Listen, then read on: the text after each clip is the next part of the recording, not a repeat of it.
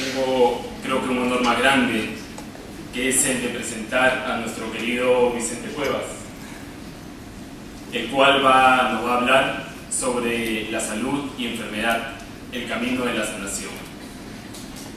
Antes de cederle la palabra, quisiera compartir en primer lugar una síntesis de su historia profesional, de su vida profesional. La verdad que es una síntesis porque es bastante extensa e interesante. Vicente, fundador y director de la Escuela de Psicoterapia de Valencia, psicólogo clínico, psicoterapeuta y arteterapeuta, pionero en Gestalt y en psicología humanista en Valencia. Es miembro de diversas instituciones europeas de psicología y psicoterapia. Dirige y colabora en programas de psicoterapia en España, Bélgica y Latinoamérica. Viajero y fotógrafo. Viaja por diversos países conociendo culturas y ritos tradicionales. Durante varios meses vivió en la selva amazónica peruana para conocer, casi me paisano ya,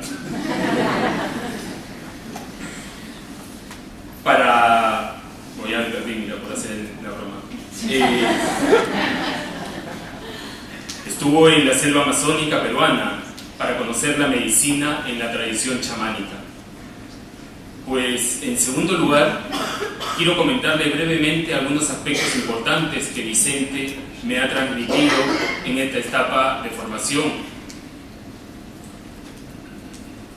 Su búsqueda constante de lo que nos vincula como seres humanos y no de lo que nos separa.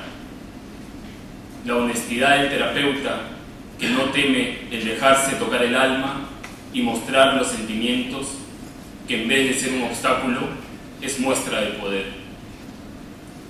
La visión amplia e integradora con la que aborda los temas e intervenciones terapéuticos. Y por último, como dice Maru, no menos importante, me ha transmitido un modelo a seguir como psicólogo, por lo cual le tengo un profundo respeto, admiración y cariño. Gracias.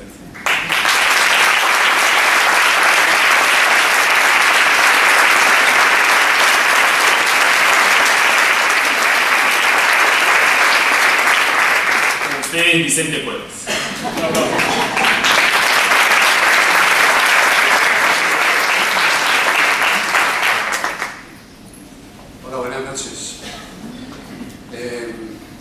Hace muchos años, cuando alguien me hacía un halago, yo decía, no es para tanto.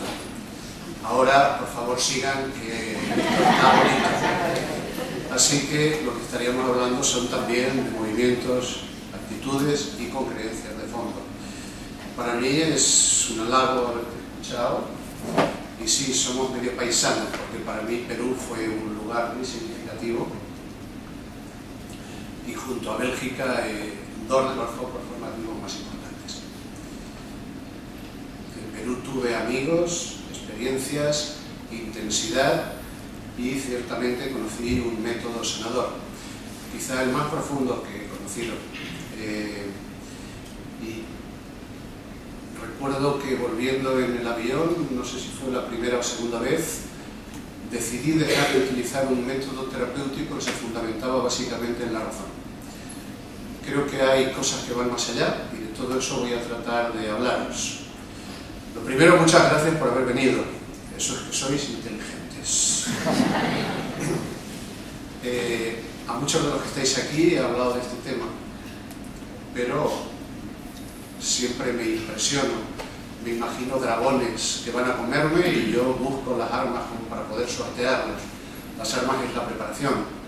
Creo que esta conferencia es la quinta o la sexta vez que la preparo, desde enfoques distintos.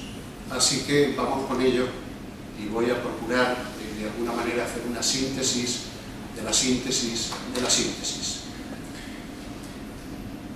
Y digo de la síntesis porque este tema es apasionante, me ha envuelto y llevo ya mucho tiempo con él. Respondo a muchas preguntas que me habéis hecho los estudiantes y respondo a muchos interrogantes que yo a mí mismo me he hecho. Así, la primera cuestión, como una especie de preámbulo, es Sabemos muy poco del dolor y la enfermedad y por eso lo único que hacemos es dolernos más. El segundo tema es cuando hay alguna enfermedad, crisis, desencuentro, pérdida de algo. Suelo iniciar diciendo, mira la vida que hay detrás de esa enfermedad, crisis o dolencia. Y también mira toda la vida que se desarrolla alrededor. Porque nosotros tenemos una concepción muy individualista de la vida y de las cosas. Cuando hay algún tipo de enfermedad, de pérdida, de crisis, no se afecta a una o dos personas, se afecta a muchas personas. Entonces es necesario mirar y ver también qué movimiento está haciendo cada uno. Si uno focaliza en el síntoma, la mirada es demasiado estrecha. Ayer iba caminando por la calle y me encontré a un conocido. Tenía un hijo deportista, lo hacía muy bien. Yo le conocí durante 2 o 3 años. Le pregunté por él y le dije, ¿qué tal va? Y me dijo, un desastre, se lo ha dejado todo. Dije, ¿cómo ha sido eso? Desde que me separé, está perdido. Así que diría, en una crisis de ruptura afectiva, no es solo que 2 adultos se separan, es que produce un gran movimiento en los hijos, como en este caso, y en las familias. Y puede devenir lo que devenga. De eso voy a ir hablando. Así que de pronto tenemos que ir variando la mirada para darle un enfoque no estrictamente personal, no estrictamente individualizado, que esa es una parte, sino también la amplitud de lo que abarca. Ponía que hay 3 necesidades fundamentales, lo podríamos llamar 3 problemas. Es el problema de que no es la necesidad de entendernos, la necesidad de poder vivir en paz, creo que no sabemos vivir en paz, y la tercera es encontrar sentido a la vida. Esos 3 componentes me parece que son o manifestaciones sintomáticas de una colectividad o realmente problemas de enfermedad colectiva. Pero no conceptuamos el problema global o social. El problema se ha transmutado y se ha llevado sobre individual, lo cual es un grave error. Grandes de los problemas que nosotros tenemos actualmente son problemas sociales. Por ejemplo, la depresión. La depresión es un problema que viven las personas, pero es un problema social. 5 millones de personas en España. Voy a dar luego una serie de datos a este respecto. Y la idea es hablar de la salud y la enfermedad. Por favor, no voy a hablar de cosas puntuales. Voy a trazar una serie de líneas que luego se han de desarrollar. No voy a hablar de nadie en concreto ni de nada en concreto. Tal vez eso defraude a alguno, porque no voy a hablar ni de infarto, ni de cáncer, no voy a hablar de nada de eso. Voy a hablar de líneas generales para que pensemos sobre esto. La primera cuestión es que suelo conceptuar mi vida como un viaje, mi vida existencial en el mundo. También todo proceso de terapia lo conceptúo como un viaje y todo proceso de sanación lo vivo y lo percibo como un viaje. Es decir, hay diversos tránsitos y los viajeros sabemos que el camino no siempre es llano, que hay días de frío y días de calor, días de soledad y días de andar un poco perdidos. La frase que suelo repetir algunas veces es ¿qué puñetas se me ha perdido a mí aquí con lo tranquilo que estaría en mi casa? Así que hay que pasar también por esos laberintos para poder entender la esencia del viaje y lo que él nos va mostrando. Y por ello mi vida como terapeuta ha sido un viajar continuo. Creo que he viajado, he visitado a muchos maestros, he aprendido muchos alumnos, he visto mucha gente, creo que he conocido a miles y miles de personas en esta práctica, lo cual me produce una gran satisfacción. Pero por otra parte, cuando miro y trato de entender qué es lo que he estado haciendo, en el fondo he buscado 2 cosas. La primera es desarrollar mi capacidad como terapeuta, que es desarrollar mi capacidad como persona. Eso ha implicado entrar en laberintos y entrar en temas que siempre me han sido delicados. He querido tener respuesta a más y más problemas y por eso he indagado diversos métodos terapéuticos. La segunda ha sido tratar de responder a la última pregunta: ¿cuál es mi sentido de estar en el mundo? sigo caminando en la primera y sé cuál es la segunda. Esto es quizá también lo que me lleva a plantear la cuestión como camino, el camino de la sanación. Pero cuando planteo el camino, lo que estoy diciendo es como plantear ciertas directrices. Caminos han existido de todo. Ha existido el camino del guerrero, el camino de la salud, el camino de la verdad, del que habla Buda, el camino del corazón, que habla Jesús. Diversos caminos que nos van orientando, y tengo el pleno convencimiento de que si tuviéramos líneas que pudiéramos seguir como guías o como mapas, sería mucho más fácil adentrarnos en los laberintos que la vida nos presenta. Cuando no tenemos mapas nos vamos perdiendo, casi continuamente. Mirad la diferencia que habría, por ejemplo, si alguien quisiera hacer el Camino de Santiago. El Camino de Santiago lo puede iniciar en Roncesvalles hasta que llega a Santiago. Lo habéis hecho algunos. Me he encontrado una estudiante de la escuela que lo acaba de hacer. Es un camino muy importante, uno de los viajes más interesantes de mi vida. Pero ¿qué tiene el camino? Bueno, tiene muchas huellas, es muy difícil perderse. O sea, hay muchas señales que nos van guiando. La gente, al menos cuando yo lo hice, colaboraba mucho si tenías una duda. Es decir, animaba. Los hospitaleros te recogían bien. Es decir, era un camino muy trazado. Eso no implica que uno vaya confortable. No es solo las agujetas y las torceduras. Es que de vez en cuando en el camino te va mostrando eventos de tu vivir y de tu manera de estar en el mundo. Y esos son un poco más angustiosos. Pero si por el contrario cambiamos el camino y tuviéramos que ir a África, por ejemplo a Mopti o a Yené en Mali, ahí sería bien distinto. Uno podría decir, bueno, voy en avión hasta Bamako. Bueno, vamos a quitarle el avión.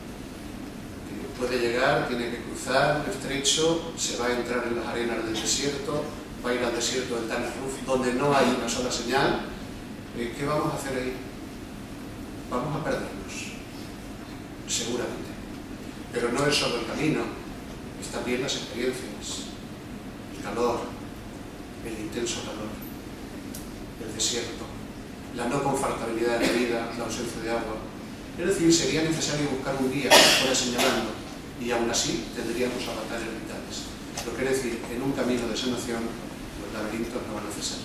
Así, quiero que empecemos a pensar, y si pensamos como viaje y como camino, miremos un poco nuestro nacimiento. Nosotros tenemos una idea muy idílica de cómo nos gustaría que fuera la vida. Es decir, que fuera confortable, que no hubiera problemas, que... No. El precio de vivir es la enfermedad, también la muerte. Es decir, esos son elementos que nosotros podemos negar o pelearnos, pero forman parte del hecho de vivir. Si tuviéramos que pintar un cuadro, el dolor y la alegría, ambas cosas se pintan porque para la gente evolucionada dice que los tránsitos de enfermedad son tránsitos de crecimiento. Yo he tenido varios de esos y lo atestiguo, pero también conozco a otra gente que no han sido de crecimiento, han sido de dolor y de muerte. Es decir, hay de todo. Pero pensemos un poco con esto. La primera cuestión es que cuando nacemos, todas las personas nacemos con alguna herida y con algún dolor. Nacemos con heridas y nacemos con cualidades.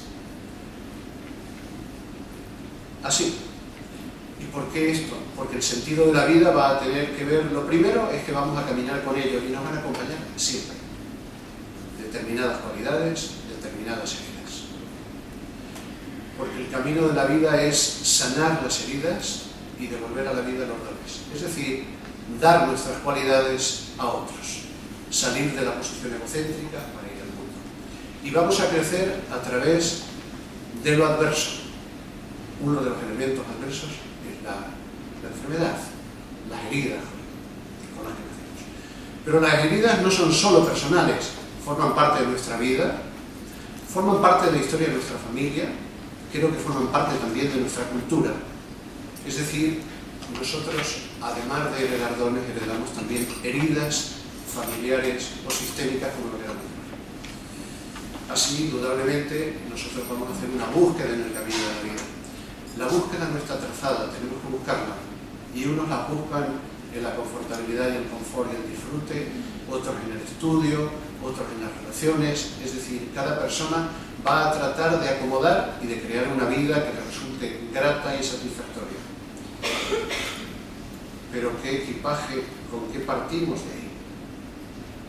¿Quién somos nosotros a la hora de viajar? Cualquiera de nosotros puede dar un nombre. Pero creo que nosotros tenemos ciertas identificaciones. Aquí voy a hacer una primera separación. Lo mismo que en medicina se separa en órganos, nosotros separamos también para poder entender los lenguajes. Y hay una primera separación que es la identificación con qué hacemos. Y voy a hablar del ego y voy a hablar del ser. ¿A qué llamo el ego? Bueno, el ego es la parte condicionada, es la parte consciente con que nosotros nos identificamos. Decimos yo soy esto, soy lo otro, no soy esto, no soy lo otro. Tiene que ver con cómo hemos sido condicionados a pensar. Aquí lo decimos de una manera, en otra comunidad de otra, en otro país hay rasgos diferenciales. También aquí están las heridas que hemos vivido y las respuestas que hemos dado a ellas. No he sido querido, no he sentido aceptado, he tenido problemas, me han excluido, es decir, una gama de heridas y las defensas que creamos para no sufrir esas heridas, para protegernos. También, indudablemente, en este ego vamos a incluir una parte, que es la parte ideal. Por ejemplo, si soy mucho trabajador, si soy muy trabajador me van a aceptar. Si soy simpático me van a querer. Si soy cariñoso van a querer estar conmigo. Una serie de códigos y de creencias que vamos a estar instaurando y que conforman esta subpersonalidad que llamamos ego, o que podemos llamarla de otros nombres. Este es el nombre que voy a dar yo. También sería el yo social, porque mucho de esto está conformado por las demandas sociales.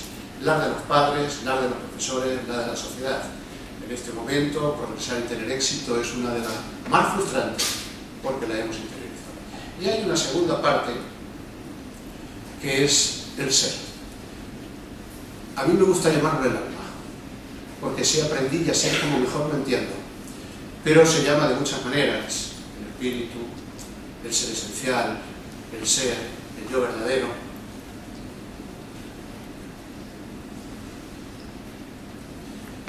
En este libro precioso se dice: ya se sabe lo difícil que es hablar del alma.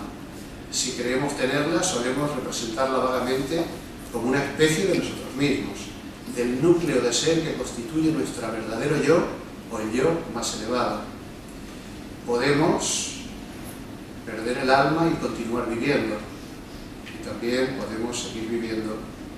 Se puede perder la vida y conservar el alma. El concepto de perder el alma lo conocí con los chamanes. No conocía ese concepto, ahora sé lo que significa. Es como una muerte vital, es la desvitalización. Vemos a veces muchas personas que caminan como perdidos, como sonámbulos. Pero cuando hablamos de alma, hablamos también de algo auténtico, de algo básico, de algo esencial. Lo voy a describir también como testigo o como yo interno. Estas son cuestiones importantes, porque indudablemente quien gobierna la vida, si dirige el ego, vivimos de una manera, y si gobierna la parte interna, que son las necesidades genuinas y las orientaciones básicas y la relación con el mundo, se vive de otra manera. Es decir, que ante esto vamos a tomar una dirección. Básicamente yo creo que hay diversas etapas en la vida. Por ejemplo, en la etapa de juventud se vive con el ego. Uno ha de mostrar, porque no son excluyentes, son complementarias. Ambos conforman el camino de la vida. He leído mucho sobre esto y se habla de superar el ego. Yo digo sí, pasando primero por el ego, es decir, que uno realmente se active en su desarrollo, a veces con formación social, logro de algo, para luego ir reduciéndolo, ir conociendo el yo interior, que la enfermedad no lo va a ir revelando. Hay una cuestión que es muy importante, y ante esto, ¿qué se nos ofrece? Bueno, hay una cuestión que es simple, la visión materialista del mundo. La filosofía materialista dice que somos carne y cuando morimos aquí se acabó todo. Somos materia y nada más. No es muy optimista. No es muy optimista. Solo que el 95% de las personas del mundo hablan de que sí creen en el alma y creen en otro tipo de existencia. No es una cuestión de discutir, porque esto es mucho más un sentimiento interno y es mucho más una captación intuitiva. Pero es una visión. Hay otra, indudablemente, que es la que da algunos tipos de psicología, tienden también a focalizar en síntomas y adaptar a las personas a la conducta social. Yo no estoy muy de acuerdo con eso más que en una pequeña parte. Creo que hay que integrar la vida y hay que integrar a las personas en su propia evolución, y un proceso esencial que el sentido del alma es el crecer. Y el crecer va a implicar interconectar y relacionarnos, y va a incluir el desarrollo de los potenciales y las capacidades. Es decir, podría sintetizarlo que hay dos grandes orientaciones para la vida. Una es la orientación materialista, la de nuestra época actual, y la otra es la humanitaria, la que las personas en sus familias, en sus ámbitos pequeños, cultivan mucho más, porque a nivel grande se ve poco. Entonces, esta es una cuestión que me sirve de partida como punto. El segundo punto me iría a un concepto, y es el criterio que tenemos de la salud y la enfermedad. Bueno, si fuera a pensar en esto, me iría a una pregunta: ¿qué entendemos por salud? ¿Qué entendemos por enfermedad? ¿Y qué entendemos por curación? La primera idea es que solemos entender por curación cuando eliminamos los síntomas físicos. No, en una enfermedad a veces no eliminamos los síntomas orgánicos. A veces lo que ocurre es que cambiamos las relaciones con la pareja, la relación de miedo, mi manera de estar en el mundo, mi sentido de la vida. Es decir, si focalizamos en la revisión de los síntomas orgánicos, vamos a estar hablando de una percepción materialista exactamente igual. Entonces, ¿cuál es el criterio de la Organización Mundial de la Salud? Bueno, dice que la salud no es la enfermedad, es una cuestión de equilibrio entre las partes que conforman a un ser. La parte orgánica, el cuerpo, la parte emocional, la afectividad, la inteligencia, y todo ello ligado con el entorno donde nos movemos. Es decir, es una visión holística realmente, es una visión globalizadora y obviamente una visión integral. Y si habla de equilibrio, un estado completo, está hablando también de que hay capacidades que nosotros podemos desarrollar para ello, los potenciales, que es el lenguaje que utilizamos. El segundo concepto que incluyo es que si focalizamos en la materia, estamos eliminando un principio básico, que es la energía. El equilibrio es entre materia y energía. Y lo que equilibra es el movimiento. Este movimiento es esencial. El movimiento dentro de mí mismo, el movimiento con la relación con otros. ¿Cuál es mi movimiento interno ahora? Es cómo voy pensando, es cómo voy sintiendo, es cómo me voy encontrando en la misma transmisión, es como miro el reloj para ver cómo voy de tiempo. Y también el contacto con lo otro. Os llega lo que estoy diciendo, veo que todavía es todo como muy descriptivo, veo que estáis entendiendo, veo la atención. Esto es movimiento, movimiento interno, movimiento externo. Cuando nosotros decimos a alguien tiene que hacer ejercicio, que le estamos diciendo introduce el movimiento, porque si no hay movimiento la energía vital se aplaca y desaparece.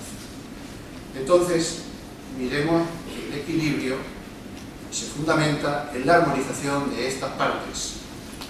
¿Qué significa cansancio, mala alimentación, tensión, miedo, desconfianza, pensamientos negativos?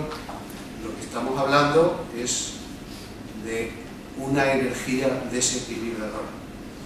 Así que la enfermedad es la pérdida del equilibrio y la salud es la recuperación del equilibrio. El equilibrio no es una línea, porque cada persona tiene umbrales distintos. Hay personas que dicen, tengo 39 de fiebre, me voy a trabajar, esto se pasa. Y hay personas que dicen, tengo 37,5, no puedo conmigo, estoy enfermo. Es decir, ¿cómo vamos a mirar un poco también todo esto? Esto nos llevaría a una cuestión que tendría que ver con una cuestión también individual. ¿Cuándo se produce el desequilibrio? Cuando el organismo, cuando el cuerpo, cuando el organismo pleno no puede adaptarse a las situaciones que nos está demandando o bien la sociedad o nosotros en nosotros mismos. ¿Lo repito? El desequilibrio es cuando el organismo no puede adaptarse a las demandas interiores o a las demandas externas. Entonces vamos a perder ese equilibrio y eso va a devenir en algún tipo de malestar, con mayor o menor gravedad. todo desequilibrio se va a manifestar en forma de síntoma. El síntoma es lo que va a hacer la llamada para que nosotros reequilibremos. Y si no lo hacemos, se manifestará de una manera más severa la enfermedad. Pero la segunda parte, que no tiene que ver con la OMS, es la forma personal en que cada uno tiene de describir lo que es la enfermedad y la salud y la curación.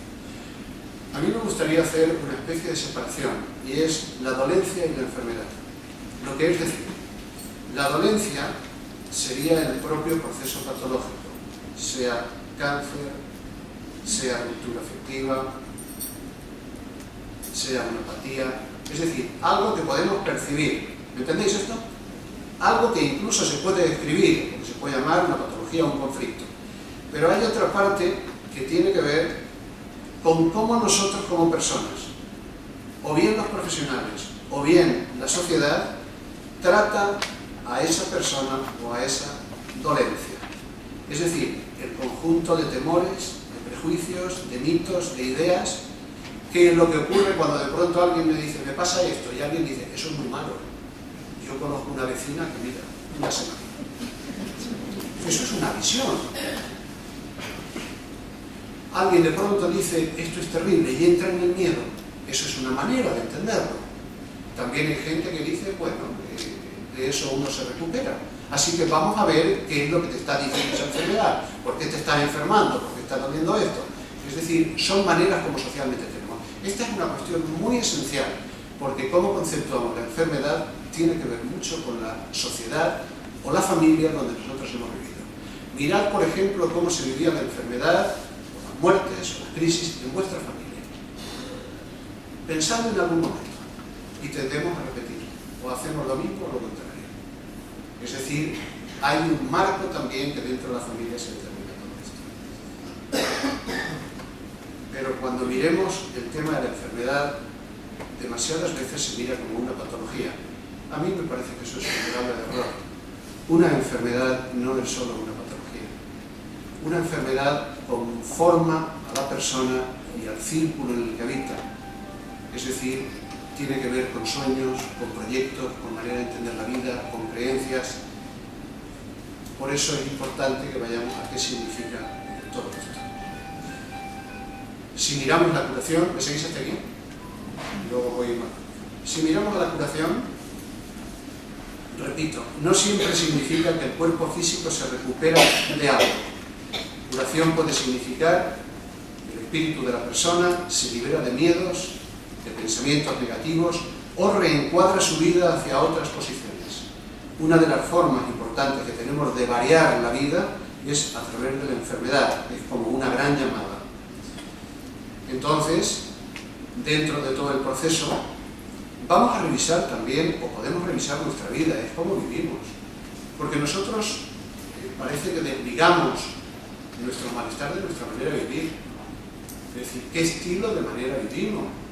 Todavía recuerdo un médico que me comentaba que habían llevado a una chica de 16 años que había estado bebiendo toda la noche con nuestro botellón y le hizo esas pruebas y dijo, no puedes volver a beber, salvo que quieras morir, que yo quiero beber. No, pero es que has de cambiar tu vida. La verdad es que esto se convirtió en un problema para él, porque esta chica no entendía que a veces nosotros necesitamos cambiar la manera de vivir. Cambiar la manera de vivir porque está muy desequilibrada, porque está muy excedida en algunas partes, porque vivimos con pensamientos muy negativos, porque vivimos rodeados de sentimientos de rabia, de resentimiento, de pena crónica. Es decir, tenemos un marco alrededor de nuestra vida que es la que la conforma. Y la enfermedad, sea somática, afectiva, mental, espiritual o vincular, nos está señalando el desequilibrio. La vuelvo a repetir, he dicho corporal, emocional, mental, espiritual o vincular. Cualquiera de ellos se puede manifestar en forma de síntoma. El hecho de que nosotros veamos la enfermedad reducida al problema orgánico, ese es un problema de nuestra cultura, no es un problema de la salud y de la enfermedad. Eso es otra cosa. Es una creencia que nosotros tenemos instaurada.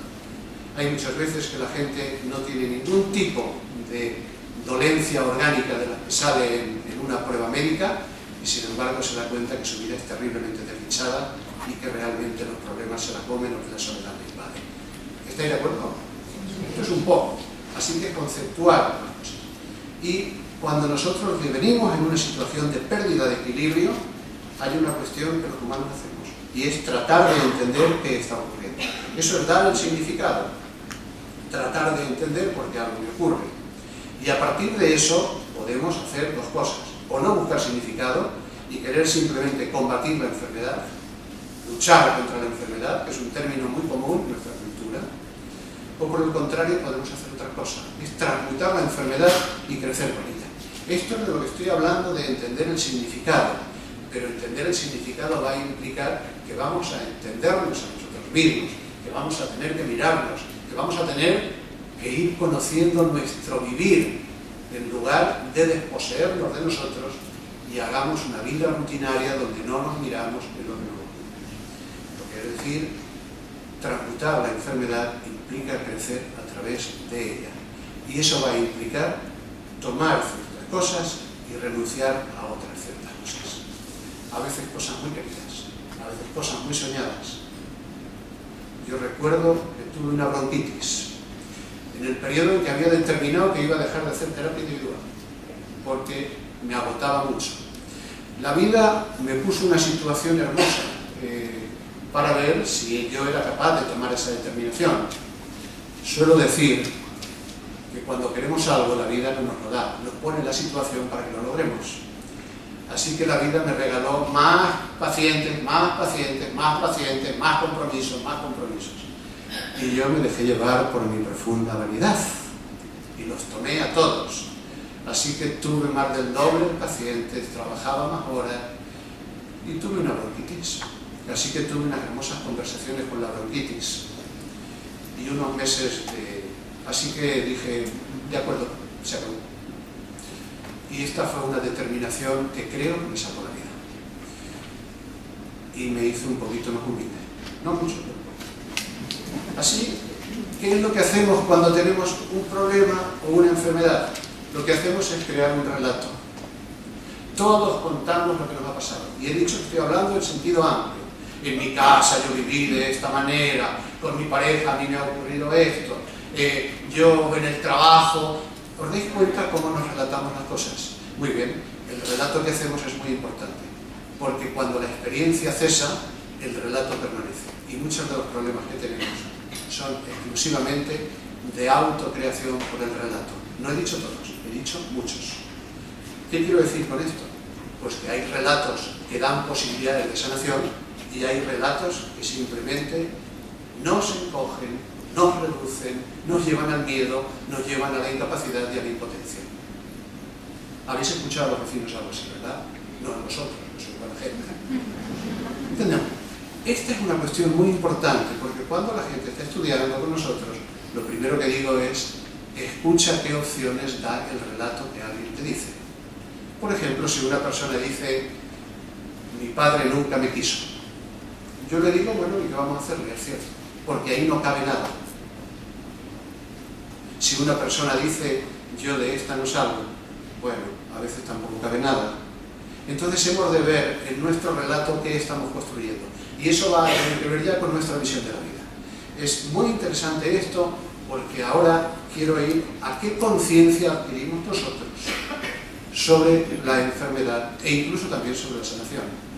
Porque somos aumentadores en los problemas y reductores en lo que realmente nos gratifica. Lo repito, porque somos tan aumentadores y tan reductores.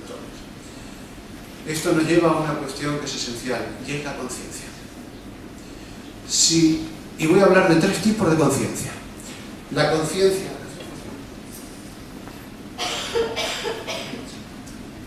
conciencia contraída, la conciencia expandida y la conciencia evolucionada.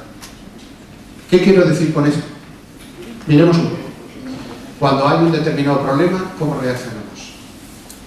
Miedo. Retracción. ¿Qué significa? Estoy congelando la energía. He dicho que somos materia de energía. ¿Es así o no? ¿Qué pensamientos me surgen? Algo realmente preocupante. No me van a aceptar, no van a creer que va a ocurrir. Y comienzo en esto. ¿Qué más hago? Focalizo en el problema. Mi atención está en el problema. ¿Veo soluciones? No.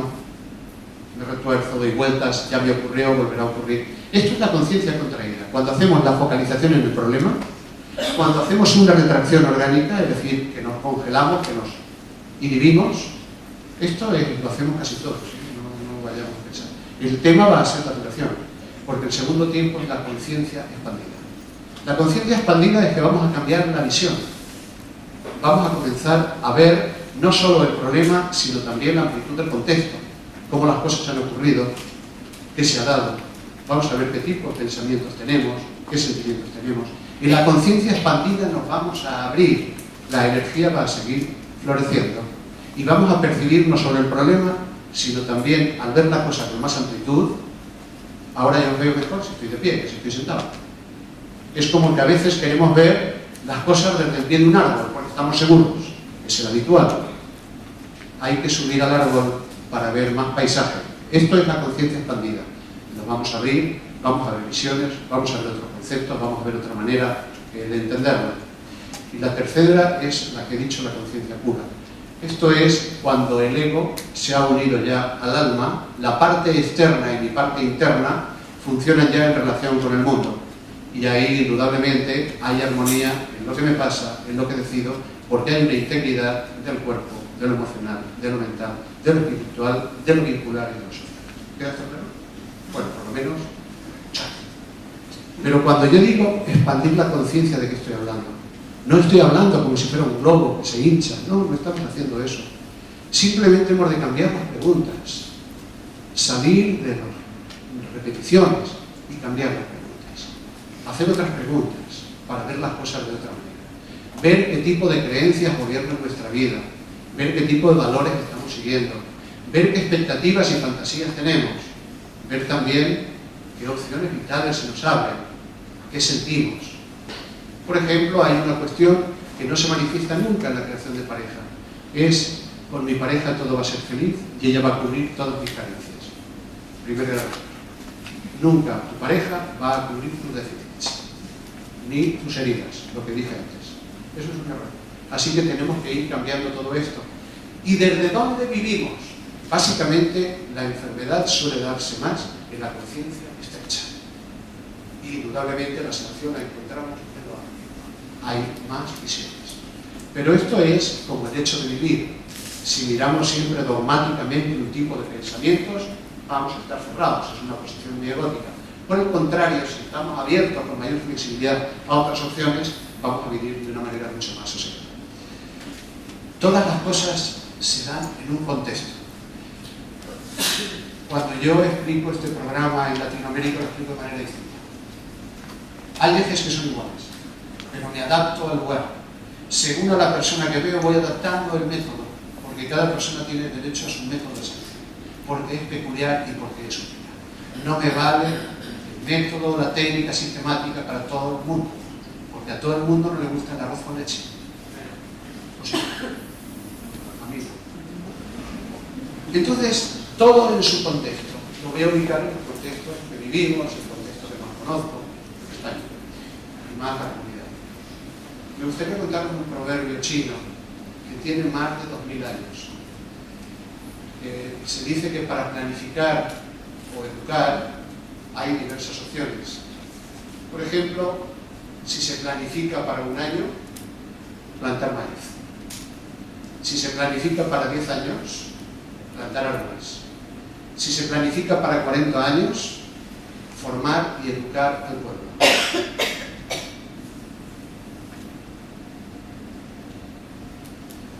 ¿Es sanadora nuestra cultura? Es una pregunta que he hecho mucho. Y mirando, ¿desde dónde se planifica en nuestro país? No, gracias. Esto ha funcionado a lo largo de los años y hasta la Comunidad Europea sigue teniéndolo en cuenta, menos en los últimos tiempos, donde lo que se describe como la sociedad líquida. La sociedad líquida es un invento que se han inventado en lo que llaman los capitales, los bancos, las multinacionales. ¿En qué consiste la sociedad líquida? La pérdida de valores esenciales, la pérdida de asideros suyos. Lo que es decir, todo es sustituido. De ahí las orientaciones son básicas. no se hacen productos durables, no, un frigorífico, un coche ha de durar X tiempo. Se nos orienta a que al consumo como elemento base. Y tiene una serie de orientaciones centrales. Por supuesto, el mundo del trabajo, contratos efímeros, y si no, tener salida para ello. Es decir, no creemos y no creamos algo consistente. Pero la sociedad, yo la estimo evidentemente perversa. Mirad un poco. ¿Cuál es el mito social? El mito es el progreso. A todos nos hablan de progreso y nos elevamos. Un mundo con recursos limitados tiene un progreso limitado. Y es un mito que nosotros no creemos. Aquí se da una cuestión que es muy interesante, y es la depravación actual. ¿Y qué significa esto? Desviar la atención sustituyendo lo relevante de la vida por la búsqueda de impresiones sensoriales. Es decir, se convierte en placentera la privación y genera la servidumbre y dependencia en nombre de la libertad de expresión. Desviar la atención de lo esencial, de lo relevante del hecho de vivir y la búsqueda de impresiones sensoriales. La televisión y la prensa amarilla son los vehículos más importantes. Se nos hace una sociedad de consumidores, cada vez más de consumidores y menos de personas. Se promueve el culto a la novedad, la oportunidad azarosa, y el apetito por la novedad es algo realmente peligroso. ¿Por qué? Porque llevamos ya mucho tiempo de arraigamiento en esta cultura. Necesitamos el cambio de todo.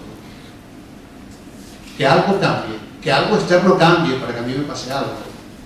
¿Eso qué quiere decir? Que me estoy aquietando internamente, que yo me estoy reduciendo y contrayendo. Pero lo más interesante del apetito por la novedad y el entretenimiento es que nos hace egocéntricos, nos hace individualistas, nos cierra sobre nosotros y nos hace materialistas.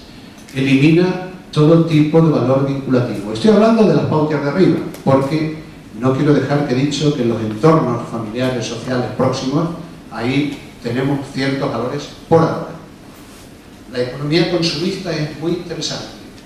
La receta para la enfermedad o para los problemas se describe de la manera siguiente: el consumo es el camino más corto y seguro para alcanzar la felicidad. Y ya he dado la respuesta.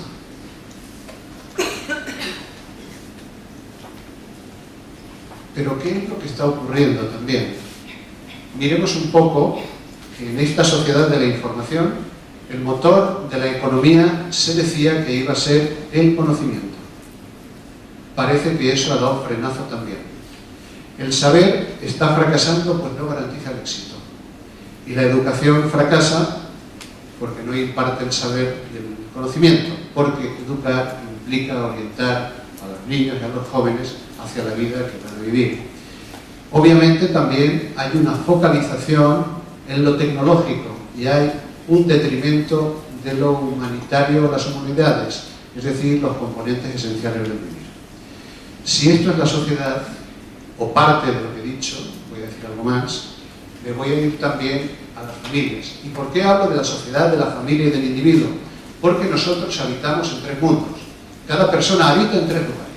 El mismo, como ser individual, la familia a la que pertenece y la sociedad de la que forma parte.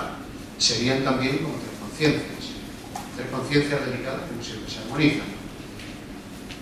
¿Y cómo funciona la familia? ¿Cómo se prepara a los chicos? Muchos de los padres están abatidos por sus propios malestares y sustituyen la atención a los hijos comprando productos u orientando la acción hacia el entretenimiento. Es decir, muchas familias se olvidan del arte de vivir. La sociedad, muchos ya se olvidaron. Y tal vez en muchas familias no se comprende que una relación, para ser generativa, debe ser cuidadosa y amorosa. Y toda relación amorosa requiere tiempo, cuidado y flexibilidad. Esto funciona por las parejas también. Por eso hay tantas rupturas, porque practicamos poco el arte generativo de la amorosidad, del encuentro, de la paciencia y del cuidado. También una cuestión que llevo observando un tiempo es la dificultad que tiene mucha gente joven en hacer pareja, en comprometerse. No estoy diciendo que es modelo ideal, no estoy diciendo eso, estoy diciendo eventos que suceden. Pero hay una cuestión que voy a reflejar de otra manera.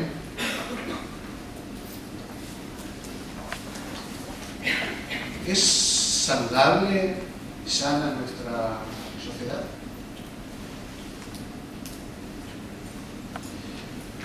España es el segundo país del mundo más medicalizado. El primero es Estados Unidos.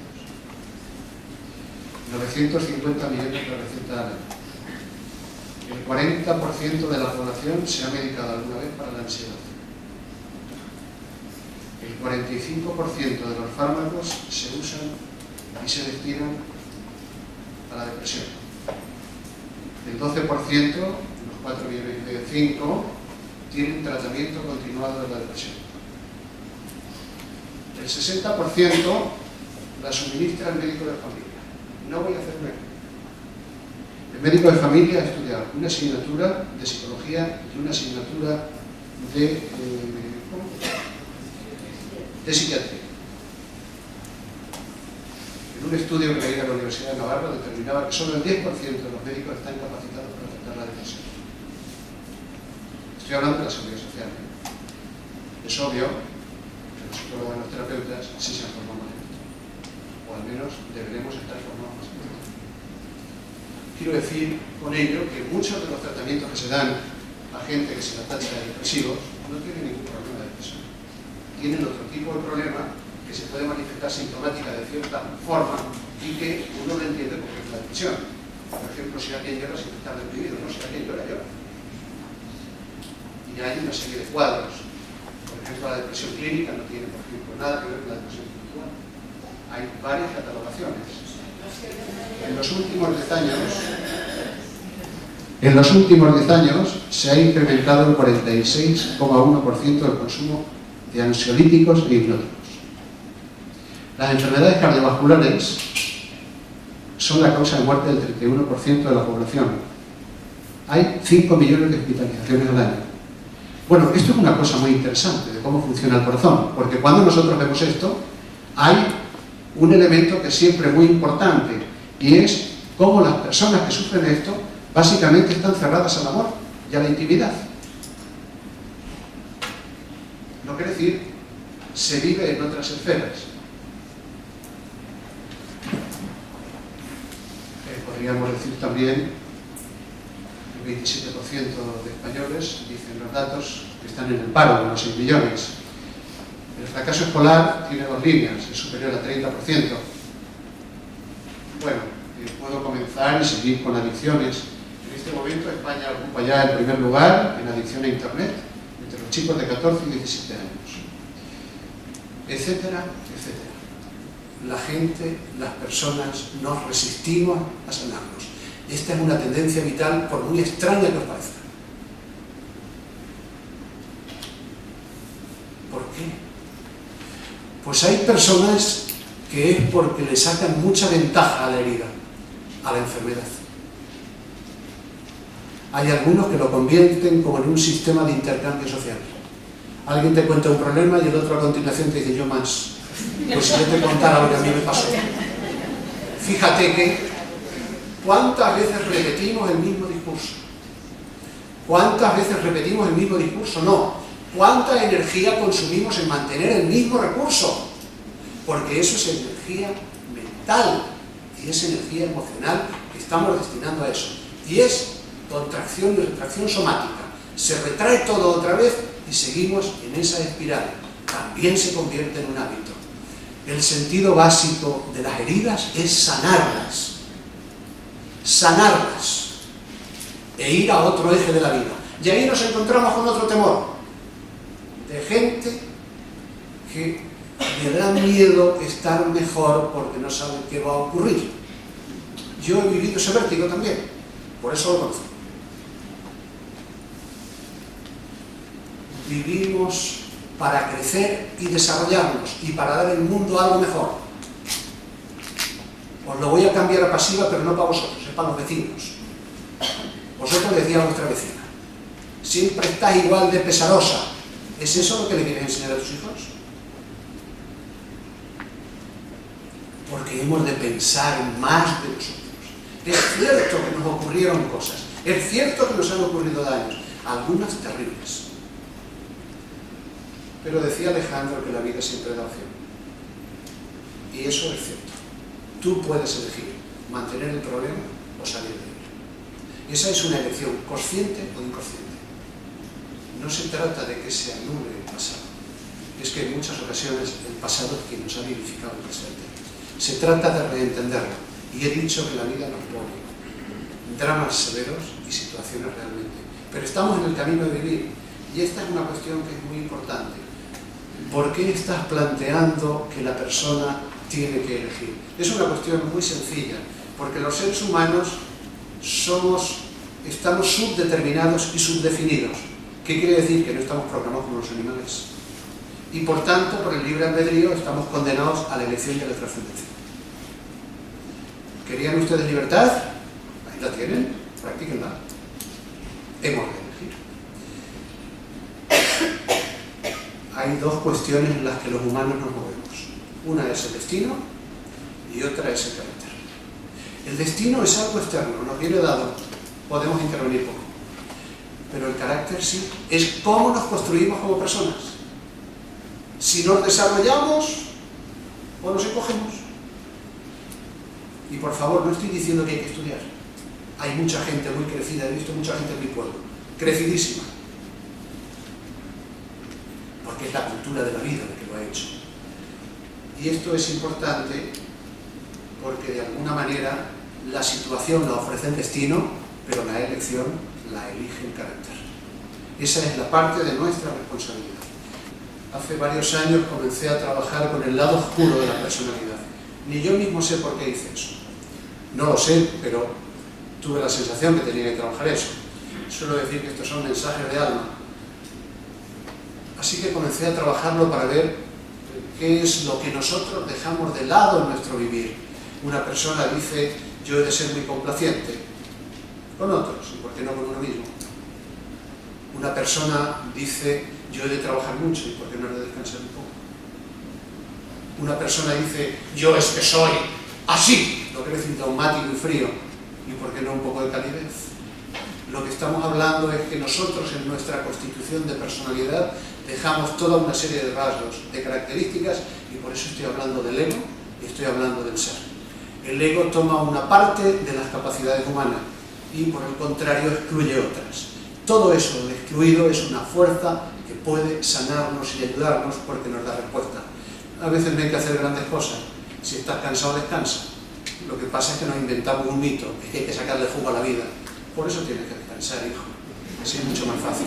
Lo que decir, tenemos que ir viendo todo esto. Pero hay una parte que es esencial, que es por la que quería hablar de esto. Y es otro de los elementos que aparece como sustrato en la enfermedad. Y son las pasiones humanas. En tiempos de la religión se hablaba de los pecados capitales, pero no ha cambiado. Ahora los llamamos pasiones.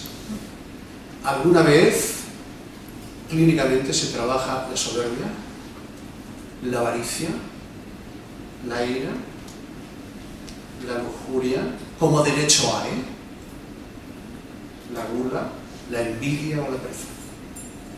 Ahora nosotros añadimos el miedo y la tristeza.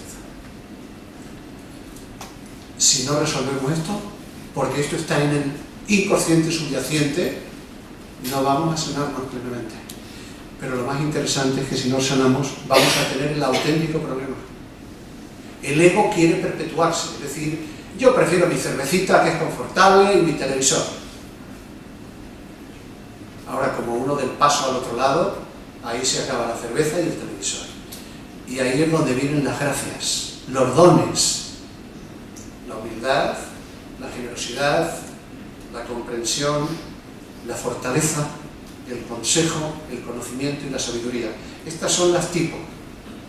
Este camino es realmente fantástico porque también es el camino espiritual para sanarnos. Así que miremos todo esto con amplitud. ¿Y quién es el guía? El guía suele ser una persona de la calle, un amigo, puede ser un terapeuta, puede ser un médico también o un educador. Esto es una cuestión básica. ¿Por qué? ¿Cómo me encuentro con el otro? ¿Cómo veo al otro y cómo le ayudo al otro? La cualidad primera es la empatía. Pero cuando preguntamos a alguien qué es la empatía, dicen ponerse en el lugar del otro. Mi pregunta a continuación es, ¿y qué es ponerse en el lugar del otro? Hombre, ya te lo he dicho, ponerse en el lugar del otro. Ya, ¿en qué lugar del otro? Porque eso es entrar en el otro y mirar al otro. Miremos, eso de ponerse en el lugar del otro es muy complejo, porque hay distintos tipos de empatía. Una es la cognitiva, es decir, ver cómo piensas, entender qué tipo de creencias tienes, ver cómo te operas en el mundo. La otra es la emocional, cómo sientes, qué papel tienen tus sentimientos, de dónde vienen, qué función tienen, cómo los vives. Y esto es muy importante. A los terapeutas les digo, si no eres capaz de sentir el dolor del otro, no eres capaz de ayudarlo. Porque el dolor o la plenitud del otro tiene que pasarte por ti, y desde ahí la ayuda es mucho más efectiva. El tercer punto es saber que la persona tiene una necesidad y yo estoy dispuesto a ayudarla. Más complejo, ¿verdad? Más complejo, porque va a implicar compromiso. Compromiso con un proceso de sanación. Y un terapeuta no debe engañarse. Si no entramos al mundo del otro, la sanación no es posible. Porque si le damos nuestras recetas, tal vez a él no le guste el arroz con leche. Así que podemos confundirnos mucho también trabajando si trivializamos los malestares. Hay que verlo en su dimensión. Pero indudablemente un terapeuta puede ser un ser muy generativo, como un amigo que siempre pertenece a la social. Y voy a terminar con un planteamiento que es simplemente de mirar la vida. Os felicito por la atención y la escucha, porque esto es intenso. Cada parte daría para una conferencia. Pero miremos la vida. Las potestades del alma básicas son la sabiduría y el amor. La sabiduría no tiene que ver con lo perceptible, tiene que ver con lo esencial. No es lo mismo lo que percibimos con los ojos hacia afuera que lo que vemos con los ojos hacia adentro o dentro de los ojos del otro. Hay vidas distintas. Hemos de conocer para sanarnos la vida del otro dentro de sus ojos. Entonces, es muy importante que nosotros miremos la vida como ella nos viene.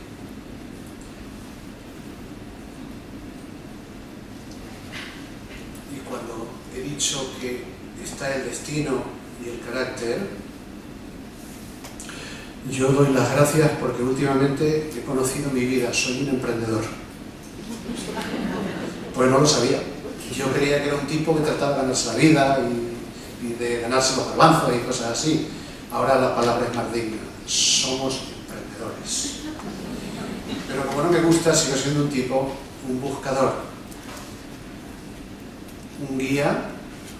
Un terapeuta para mí debe poseer 4 condiciones que son importantes, que son vitales. La primera es que ha de ser un sanador. La segunda, un investigador. La tercera, un artista.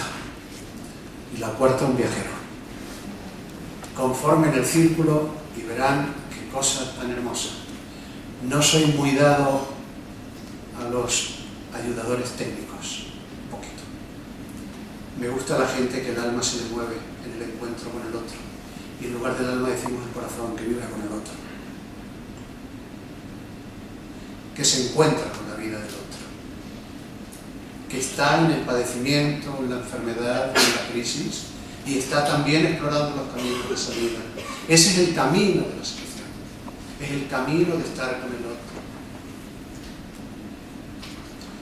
Cuando alguien anda torcido, es fácil que nos vayamos. Cuando alguien quiere aprender, es bueno tener un guía, un maestro. no por lo que da, sino por lo que evoca. Un terapeuta debe ser un evocador de vida. ¿Dónde es el evocador de vida? Madre mía, la frase. Ha de ser un evocador de vida, da lo mismo de lo que sea, pero que evoque la vida, que nos reencuadre para el hecho de vivir, que nos saque un poco de la pesadumbre. Si un aprendiz tiene un buen mentor, un buen maestro, un buen guía, seguramente le va a decir algo así como: no tengo nada que ofrecerte. En todo caso, mi experiencia, mi fuerza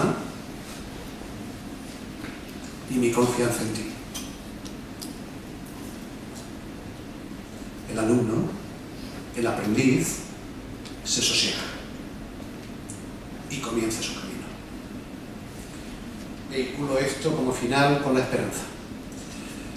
Obviamente, cuando dije nos falta entendimiento, vivir en paz y encontrar el sentido, en los tiempos de crisis me parece importante siempre, y en los tiempos de sanación, un elemento central, y es la esperanza. La esperanza es diferente al deseo. Nosotros decimos deseo que te mejores, pero eso pertenece a este hemisferio, al hemisferio izquierdo, al hemisferio racional. Es muy frío, no dice nada. Lo oigo en la radio muchas veces, que ustedes sean felices. Es muy insulso. Otra cosa es, sí, es muy insulso. ¿Y cómo se hace eso?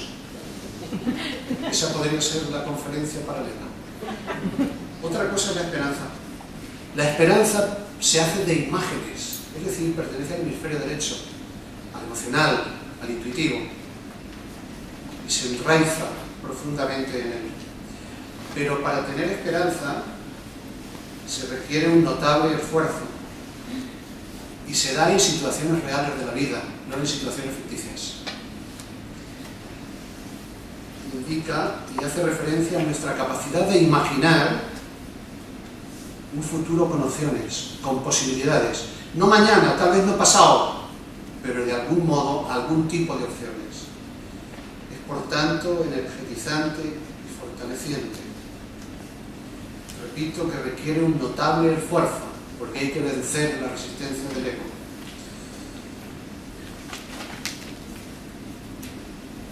La esperanza se activa si nos focalizamos en ella, si comenzamos a creer en ella, si comenzamos a posibilitarla. Así que prefiero irme a una frase de Amir Malouf que me impresionó. Más vale equivocarse en la esperanza que acertar en la desesperación. Muchas gracias.